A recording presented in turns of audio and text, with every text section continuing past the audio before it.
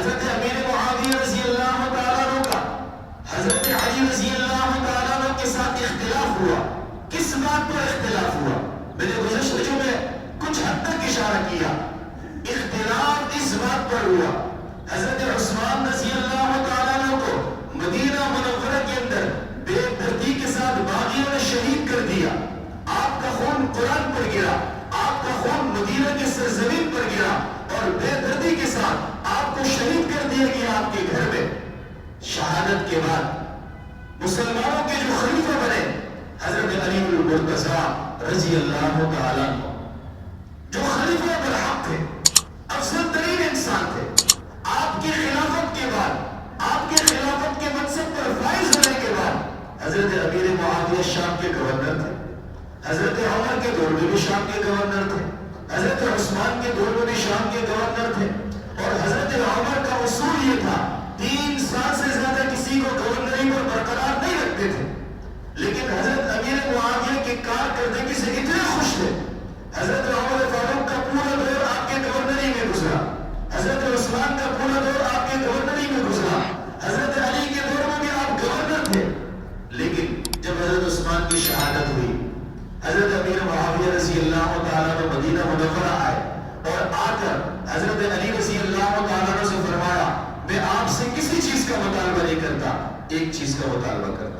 وہ مطالبہ یہ ہے کہ حضرت عثمان میرے چچا زاد بھائی ہے، جن لوگوں نے آپ کو بے دردی سے قتل کیا، شہید کیا، سب سے پہلے ان کا قصاص لیا جائے، ان کو کیفر کردار تک پہنچایا جائے، اس کو انجام تک پہنچایا جائے. یہ تو حضرت امیر معاویہ کا موقف تھا. حضرت عائشہ صدیقہ کا موقف بھی یہی تھا. حضرت علی رضی اللہ تعالیٰ عنہ فرما رہے تھے بات یہ ہے میں ابھی امیر المومنین بنا ہوں، خلیفہ بنا ہوں، ابھی استحکام نہیں آیا، مدینہ کے حالات موافق نہیں ہے. اگر ابھی ہم قصاص لے لیں گے مزید انتشار پھیل جائے گا، فتنہ پھیل جائیں گے. اس وجہ سے میں آپ سے وعدہ کرتا ہوں کہ میں قصاص لوں گا، ان سے بدلہ لوں گا کچھ وقت گزرنے کے بعد. اور حضرت امیر معاویہ کا مطالبہ یہ تھا کہ آپ فوری طور پر بدلہ لیں. ان کا مطالبہ یہ تھا کہ ہم بدلہ لیں گے لیکن کچھ وقت گزرنے کے بعد. اس بات میں اختلاف ہوا اور اس اختلاف اتنا شدت اختیار کر گیا کہ حضرت عائشہ اور حضرت عائشہ اور حضرت علی رضی اللہ تعالیٰ عنہ کے درمیان ایک جنگ ہوئی جس کو آپ جنگ جمل کہتے ہیں. دونوں طرف صحابہ کرام تھے اور کافی صحابہ اس جنگ میں شہید ہوئے. اور اس کے بعد امیر معاویہ اور حضرت علی رضی اللہ تعالیٰ عنہ کے درمیان بھی جنگ ہوئی. اسی جنگ کو بنیاد بنا کر بہت سے لوگ حضرت امیر معاویہ رضی اللہ تعالیٰ عنہ کو طعن و تشریح کرتے. حالانکہ بات یہ ہے اس موقع پر خلیفہ برحق حضرت علی رضی اللہ تعالیٰ عنہ حق پر تھے. اب سوال یہ کہ امیر معاویہ حق پر نہیں تھے، حضرت علی بھی حق پر تھے، حضرت امیر معاویہ بھی حق پر تھے. یہ بھائیوں کی لڑائی تھی.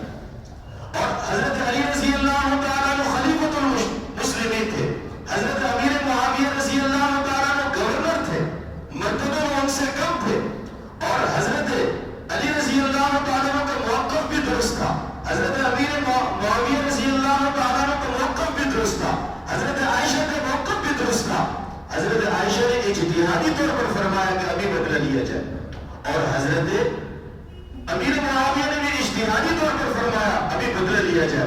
اور نبی کریم صلی اللہ علیہ وسلم نے ارشاد فرمایا جو مجتہد ہوتا ہے اگر وہ صحیح فیصلہ کرے اسے ڈبل اجر ملتا ہے، اگر وہ مجتہد اجتہاد کی بنا پر غلط فیصلہ کرے تو بھی اسے 1 گنا اجر ملتا ہے، اسے 1 گنا اجر ملتا ہے. وہ اجر و ثواب سے خالی نہیں ہے، وہ اجر و ثواب سے خالی نہیں ہے.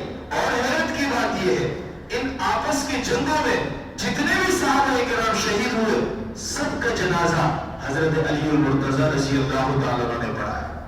چاہے وہ لوگ حضرت علی کی طرف سے لڑتے ہوئے شہید ہوئے، چاہے وہ حضرت امیر معاویہ رضی اللہ تعالیٰ عنہ کی طرف سے لڑتے ہوئے شہید ہوئے، سب کا جنازہ حضرت علی المرتضیٰ رضی اللہ تعالیٰ عنہ نے پڑھا ہے.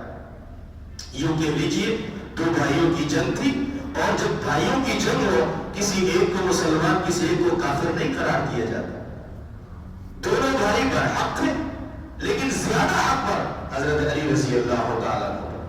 اور میں سے کہا حضرت علی رضی اللہ تعالیٰ عنہ کے لیے ڈبل ثواب ہے، حضرت امیر معاویہ رضی اللہ تعالیٰ عنہ کے لیے سنگل ثواب.